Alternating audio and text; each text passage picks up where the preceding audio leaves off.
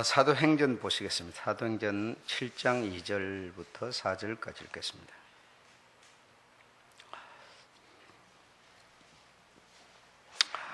다 함께 읽어보도록 그렇게 하겠습니다. 시작. 스데반이 가로되 여러분 부형들이여 들으소서. 우리 조상 아브라함이 하란에 있기 전 메소포타미아에 있을 때에 영광의 하나님이 그에게 보여 가라사대 내 고향과 친척을 떠나 내가 내게 보일 땅으로 가라 하시니 아브라함이 갈대아 사람의 땅을 떠나 하란에 거하였다가 그 아비가 죽음에 하나님이 그를 거기서 거하는 이 땅으로 옮기셨느니라. 아멘.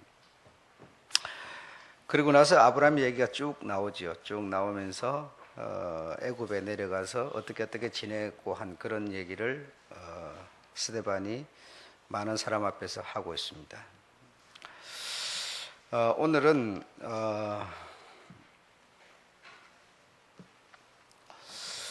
창세기 10장 24절에 있는 내용을 중심해서 말씀을 드리도록 그렇게 하겠습니다. 지난 시간에 아르박삭의 동생이 바로 여기에는 기록이 없는데 누가복음에 가이난이라고 하는 이름으로 등재되어 있음에 대한 왜 창세기에서는 빠지고 또 누가복음에서는 삽입을 했는지 그런 이유 그런 것에 대해서 말씀을 드렸습니다. 그래서 세월이 많이 흐른 후에 이제 하나님의 인도로 말미암아 이스라엘이 가나안에 들어가게 되죠.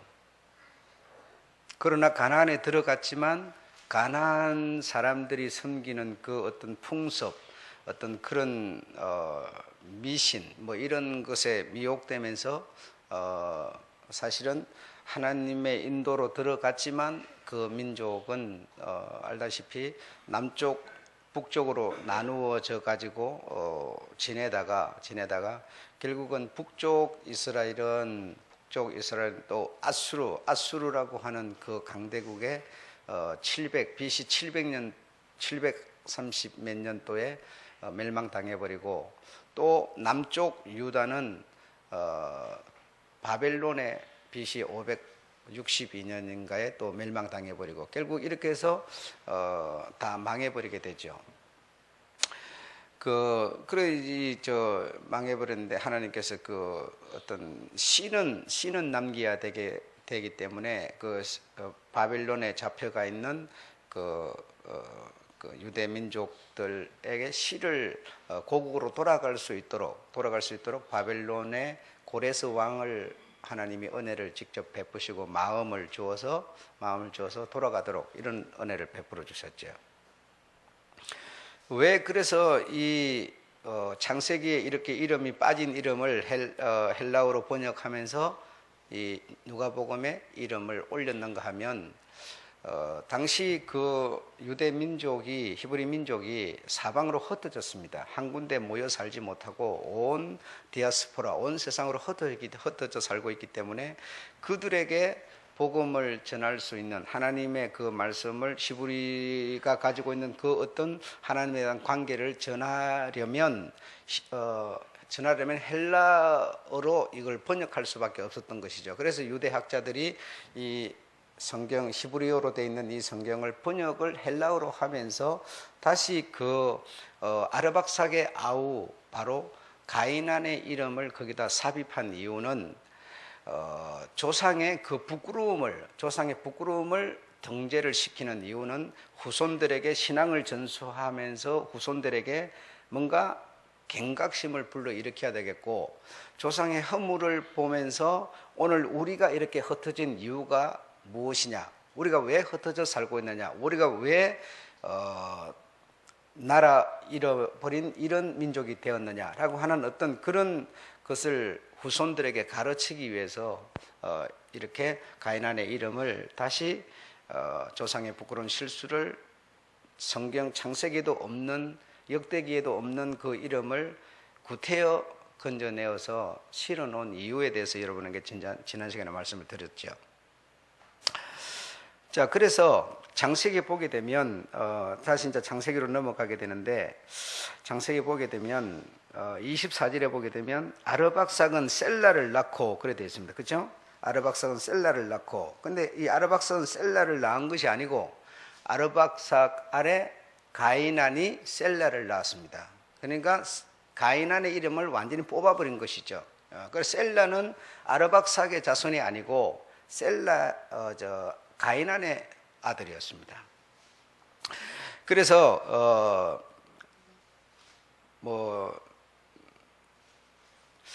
그래서 이제 이 사실을 정확하게 우리가 알 수 있는 방법은 이 가이난의 이름이 누가복음에 기록되어 있지 아니한 이 창세기의 외경을 우리가 찾아 들어가서 보게 되면 이렇게 되어 있습니다. 가이난이 마대의 딸과 결혼하는데, 마대의 딸이 누군가 하면 메루가와 결혼을 해가지고 아들 셀라를 낳고 그렇습니다. 그러니까 가이난의 아들이 셀라죠. 아르박삭의 아들이 셀라가 아니다 이 말이죠. 그 다음에 가이난의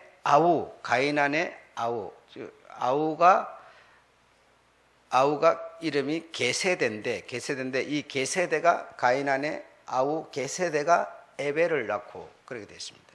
그러니까 창세기에서는 완전히 요 두 이름과 가이난의 그 어떤 혈통이 다 송두리째 빠져 있죠. 그래서 여러분 이런 것이 무슨 필요가 있느냐? 우리가 하나님의 모양과 형상대로 지음을 받았다 하더라도 내가 하나님의 족보에서 빠져버릴 수 있다는 겁니다. 이 성경은 지금 우리에게 그걸 가르쳐주고 있는 거예요. 그래서 내가 하나님의 나라, 오늘 제목은 하나님의 나라는 이런 뜻입니다. 하나님의 나라는 어떤 나라냐? 세상과 다르다. 세상은 잘나도 못나도 그냥 내 족보에 올라가 있으면 그냥 무조건 족보 따라서 흘러가는 그런 인간 족보지만 하나님의 족보, 하나님의 나라는 그렇지 않다는 겁니다. 아무리 하나님이 바로 직계손이다 하더라도 하나님 나라에서 빠져버릴 수 있다 이겁니다. 그 하나님이 그런 것에 대해서 뭐 외로워하거나 뭐 슬퍼하거나 이러지 않는다 이겁니다. 그래서 어떤 하나님의 나라에 들어갈 수 있는 정확한 자격을 가진 자는 그냥 들어가는 거고, 하나님의 나라에 들어갈 수 있는 자격을 가졌다 하더라도 얼마든지 탈락할 수 있는 그런 얘기를, 이런 내용들을 통해서 우리가 배울 수가 있는 겁니다. 자, 그래서 이제 이 가이난의 아우가 이름이 게세데인데 이 게세데가 에벨을 낳았다 이 말이죠. 에벨을 낳았다. 자, 24절을 다시 읽어보겠습니다. 아르박삭은 셀라를 낳고, 그럼 아르박삭이 셀라를 낳은 게 아니죠. 셀라는 누구를 낳았다고요? 에벨을 낳았으며 그랬지요. 창세기에서는 그랬지만 실제는 아니다 이 말이죠. 그러니까 실제는 이 가이난의 아우가 에벨을 낳았고 가이난이 셀라를 낳았고, 그렇지만 이 가이난도 가이난의 아우 얘도 이름이 다 빠져버렸다. 왜? 하나님의 나라 족보에 이들이 빠져버릴 수밖에 없는 죄를 범하였다라고 하는 지난 시간에 여러분에게 말씀을 드렸습니다. 자, 그래서 아르박삭은 사실은 가이난을 파문하고 가이난의 아들 셀라를 자신의 아들로 이름을 올려놓고 있는 겁니다. 이런 것을 우리가 신약 성경에서도 볼 수 있죠.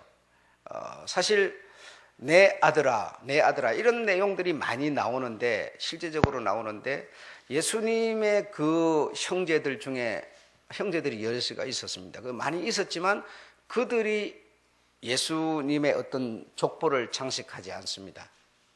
그리고 또 바울 같은 이도 어떤 아들이 있지 않았지만 내 아들아 하면서 또 다른 누군가의 이름들을 자기의 아들의 이름에다 올리는 것처럼 지금 여기서 마찬가지입니다. 아르박삭이 내 아들이라고 지금 이렇게 표현을 하고 있는 것은 자기가 배로 낳았기 때문에 아들이라고 표현하지 않습니다. 그래서 이 신앙 하나님의 나라 세계에는 이 혈통, 육신의 혈통 이것은 그렇게 의미를 두지 않습니다. 우리 세상을 사는 거는 막 그냥 헬통 뭐 이거 뭐 내 자식이 잘못했는데도 내 자식만 욕하면 막 원수를 평생 삼고 막 이리 하지만 하나님의 나라는 전혀 이 나라 개념과는 의미가 다르다라는 것을 우리가 알 수가 있습니다. 그래서 이제 인간의 생각을 우리가 가졌기 때문에 이 육신, 혈육이라고 하는 요 어떤 이런 인성을 갖고 있기 때문에 하나님의 나라에 가게 되면 이 세상에서 살던 내 자식, 내 마누라, 하나님 나라에 가게 되면 내 자식, 내 마누라, 이런 자꾸 인간의 혈육적인 이런 생각을 많이 하지만 그 나라는 조직과 근본 자체가 그런 거와 다르다 이 말이에요. 예. 그 우리들에게서 인간이 가지고 있는 혈육이 가지고 있는 그 인성을 뽑아버리면 이런 것이 이해가 되지만 그러나 이것을 가지고 있는 이상은 이해가 안 되는 거예요. 그러니까 다시 말하면 내 말 안 듣는 새끼, 말 안 듣는 새끼 이 자식놈한테 내 가진 돈, 재산 총 1억 유산으로 물려줄 수는 있어도요 절대로 교회에다 1억 헌금하지는 않거든요. 이 사람은 하나님 나라 사상을 안 갖고 있는 거예요. 근본적으로.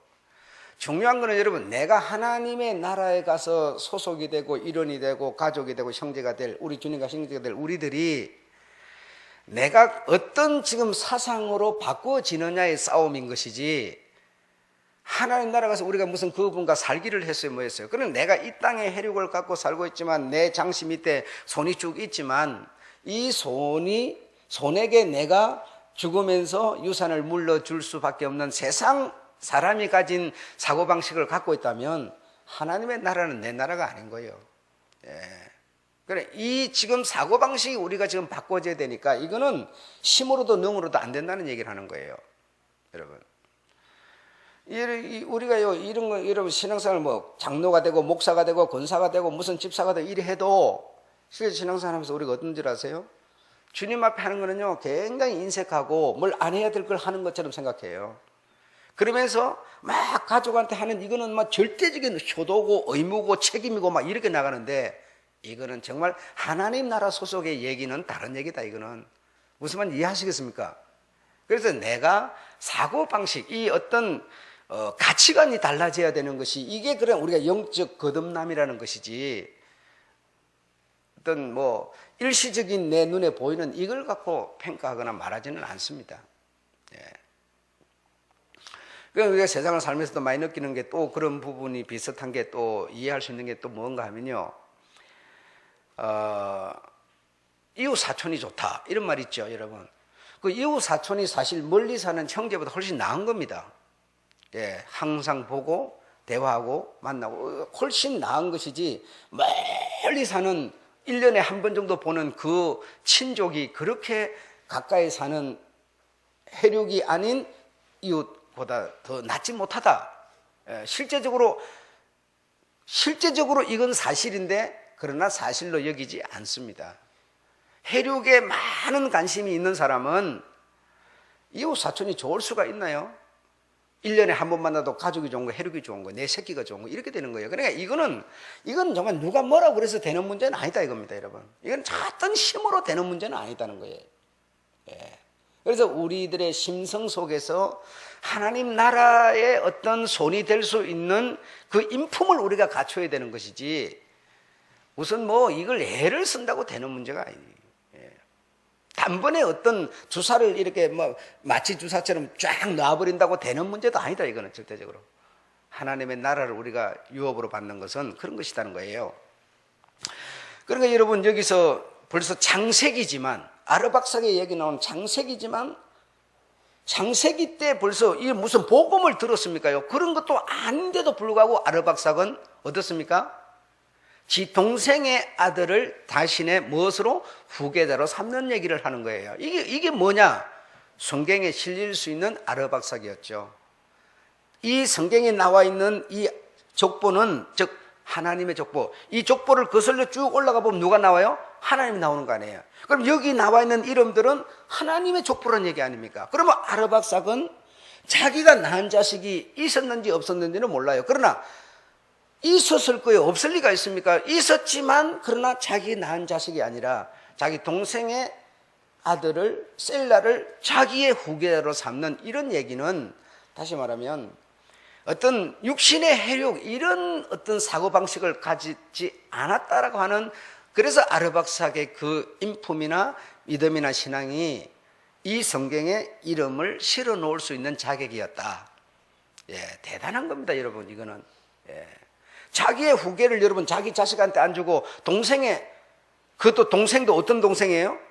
하나님 앞에 족보가 파져버린 이런 동생인데 그 동생의 아들한테다가 자기 족보를 준다는 게 이 말이 안 되는 얘기거든요.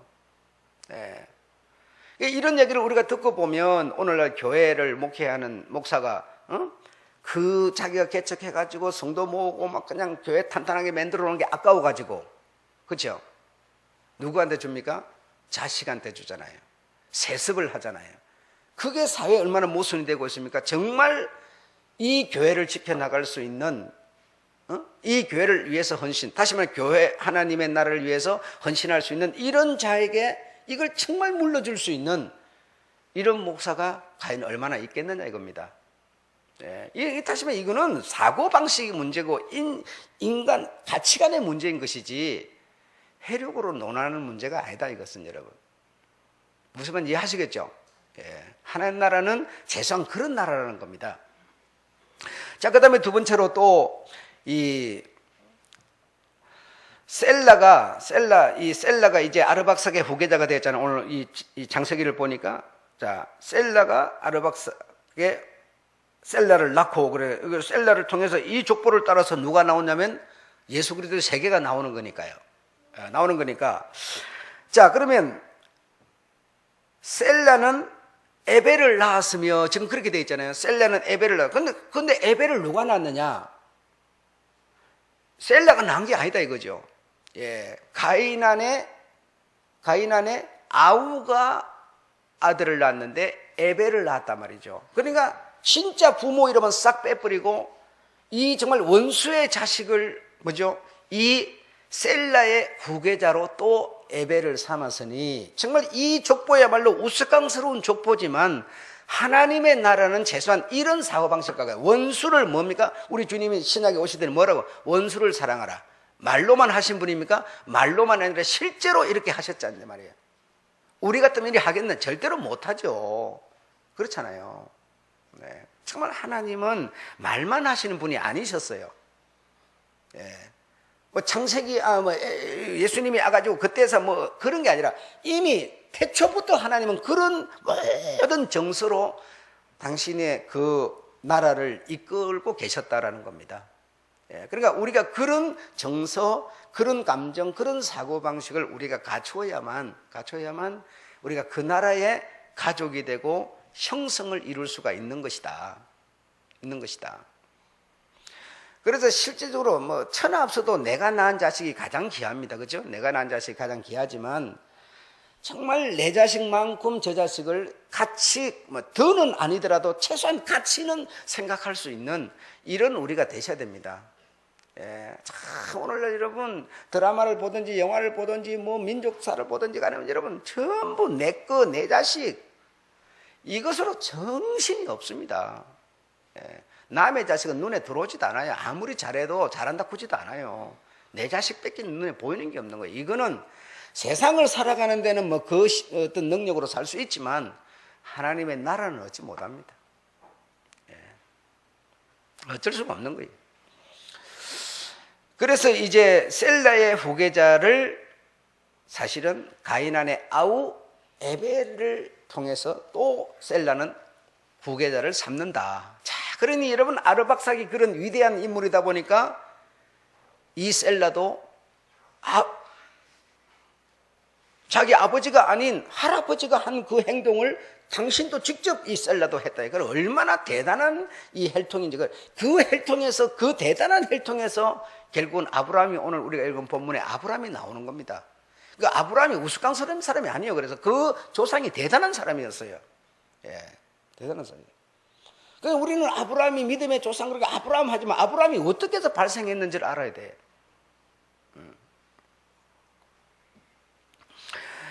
그래서 이제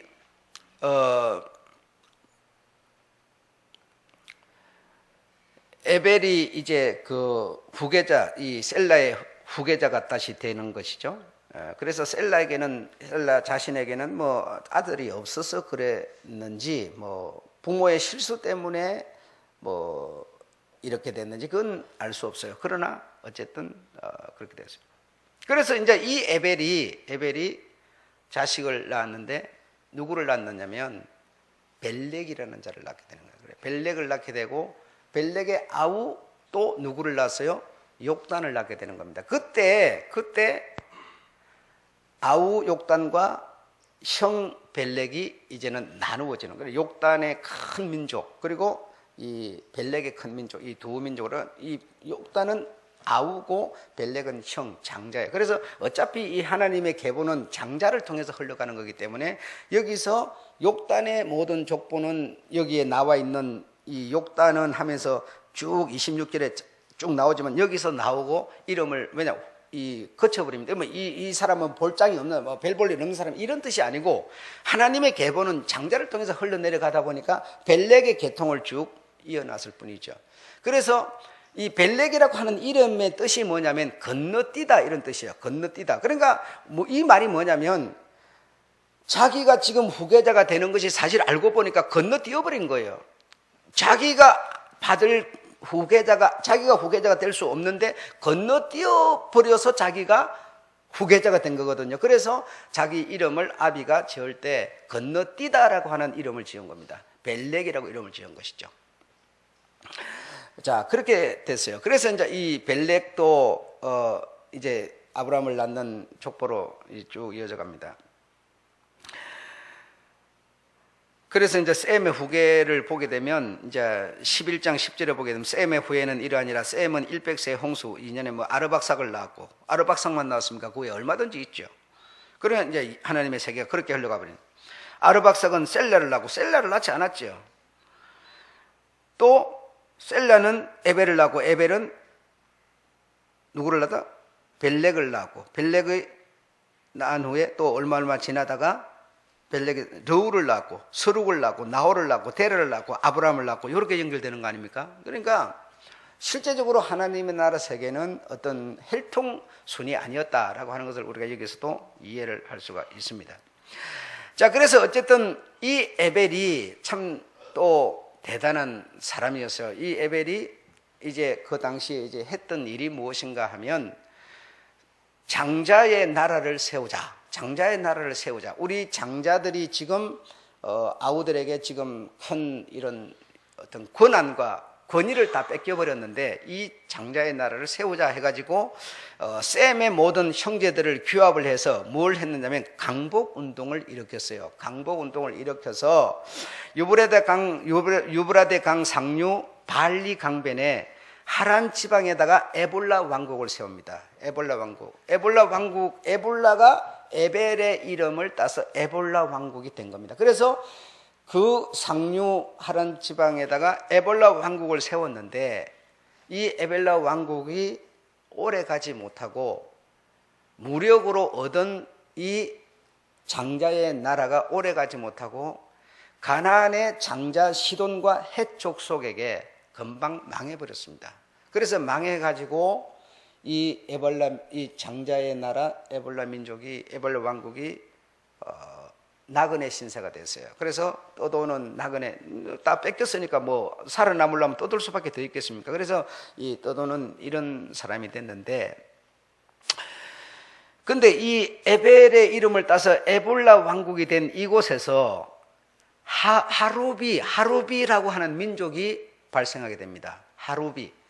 하루비라고 하는 그런 민족이 발생하게 되는데, 이 하루비라고 하는 민족을 성경에서는 히브리라고 하는 이름으로 기록한 겁니다.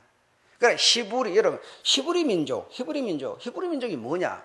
그래서 이 에볼라 왕국, 장자의 나라의 에볼라 왕국에 세워진 이곳에 하루비라고 하는 민족이 생기게 되는데, 어떤 집단이 생기게 되는데, 그 집단이 사실은 원어는 하루비지만 그러나 성경을 기록할 때는 히브리 민족으로 기록이 됐다 이겁니다. 그래서 히브리 민족은 바로 원조가 바로 그런 것이었다라고 하는 것을 알 수가 있습니다. 그래 히브리 민족은 대단한 민족이죠.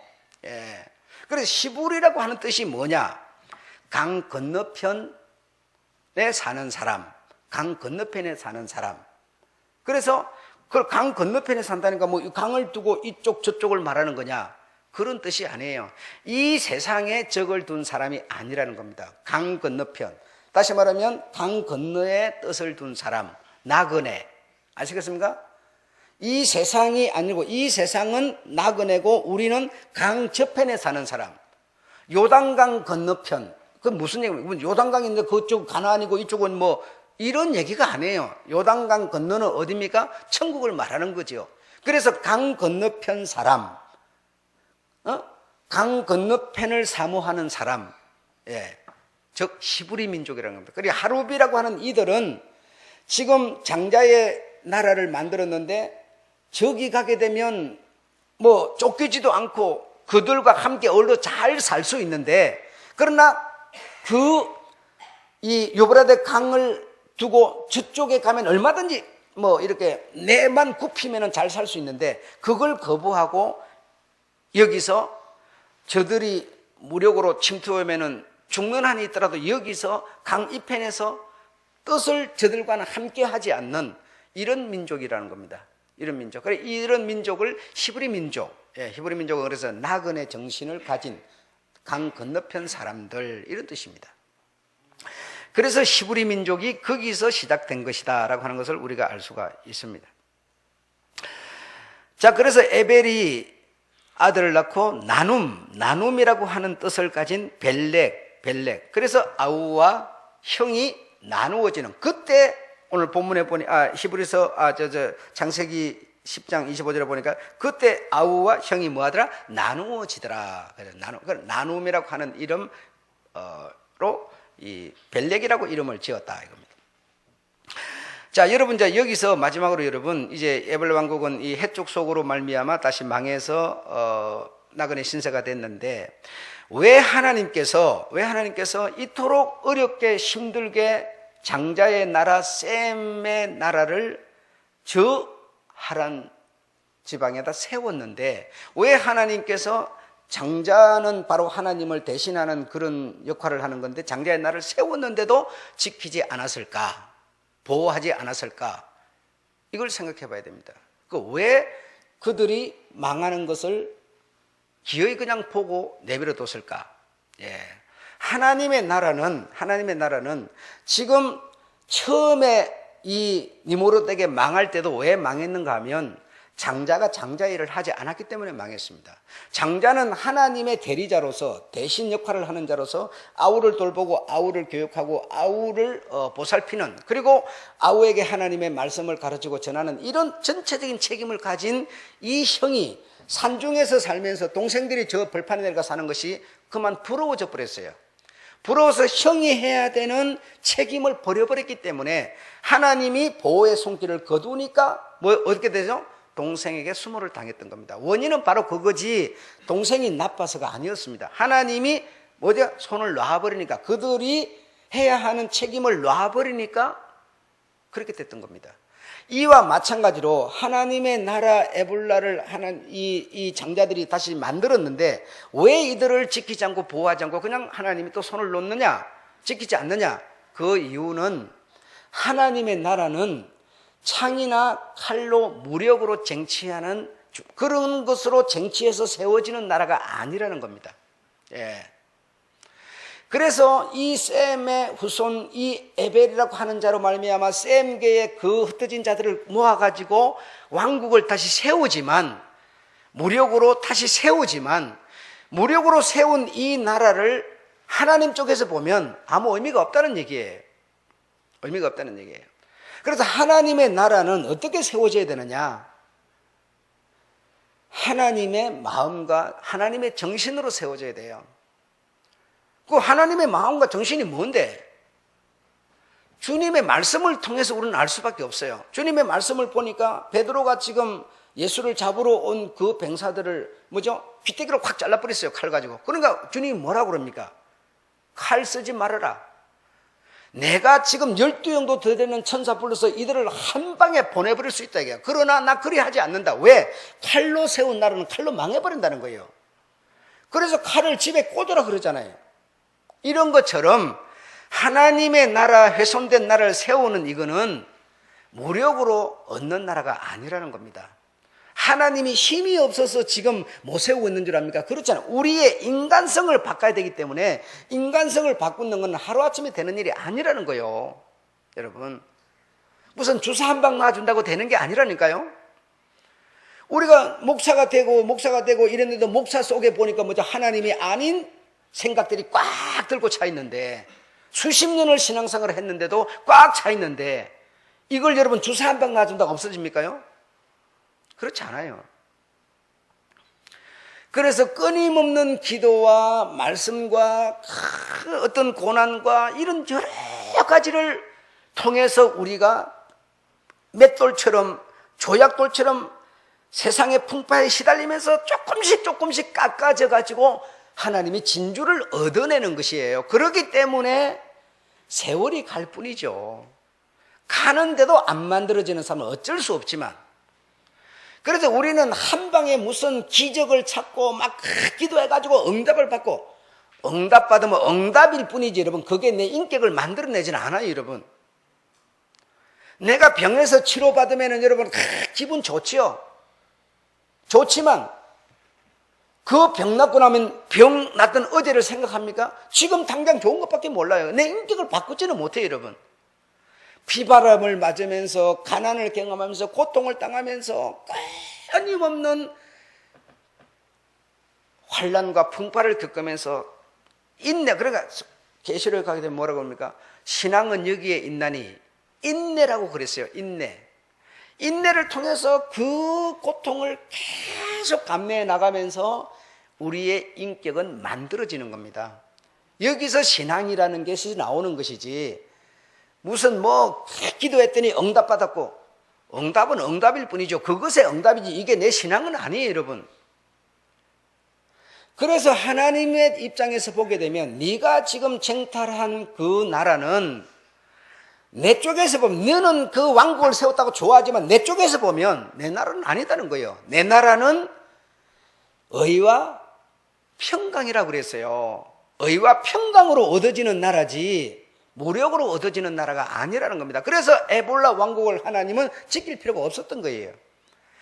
그런데 없었지만 그들은 몰랐지만 오늘 우리는 알아요. 어떻게 알아요? 오늘 본문에 보니까 하란에 있기 전에 메소포타미아에 있을 때 하나님이 이미 하나님의 장자 나라를 어떻게 세울 것인가를 아브라함에게 이미 예정하고 계셨어요. 여러분,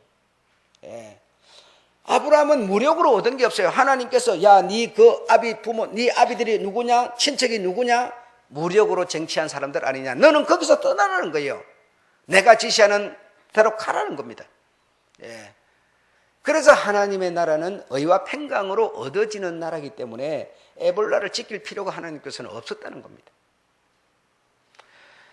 그래서 우리가 우리 주님의 나라의 일원이 되는 것은 어떤 돈을 가졌다고 되는 것도 아니고, 여러분, 어떤 특별한 권력을 가졌다고 되는 것도 아닙니다. 권력을 가졌어도 돈을 가졌어도 그 하나님의 말씀을 듣고 나를 깎아 누르고 또 버릴 건 버리고 이렇게 만들어진 그 진짜 속에 있는 알맹이, 요게 진짜 내가 된 이 사람이 하나님의 나라의 일원이 되는 것이지, 돈 가졌다고 힘 가졌다고 되는 세계가 그 세계는 아니라는 것을 우리에게 가르쳐주고 있는 겁니다. 아시겠죠? 내가 세상에서 자손을 많이 낳았으니까 야, 너 참 세상에 자손 많이 낳아, 너 좋은 일 하고 왔구나. 아니, 내 자손이 하나도 주님 나라 온 자가 없는데 뭐가 그게 좋은 겁니까? 성경에 보면은 부자가 얼마나 자식이 많았습니까? 한 놈도 하나님 나라 간 놈이 없어요. 딱 가서 보니까 전부 그놈들 지옥 갈 놈들이었어요. 그게 뭐가 영광입니까? 우리 세상 입장에서 보면 여러분, 내가 자식을 많아가지고 우리 집안에 막 혈손들이 막 큰 숲을 이루고 있으면 대단하죠. 그러나 하나님 쪽에서 보면 그건 내게 아무 의미가 없다 이 말이에요. 이해하시겠습니까? 무슨 말인지. 내가 하나님의 나라에 내가 권속이라면 하나님이 보는 관점을 우리가 가져야지. 그런데 우리는 뭡니까? 끊임없이 돈, 건강, 권세, 이것만 생각. 하나님은 내게 그 의미 없다고 말하는데도 우리는 자꾸 그것만 생각하는 거예요. 그러니 우리가 가진 채널과 하나님의 채널이 빗나가 버리는 겁니다. 조금 뭐 하다가 안 되면 하나님 봐주는 것도 없는데 내가 하나님 믿으면 뭐해? 자꾸 뭐죠? 채널이 달라 있어서 그런 겁니다. 이해하시겠습니까?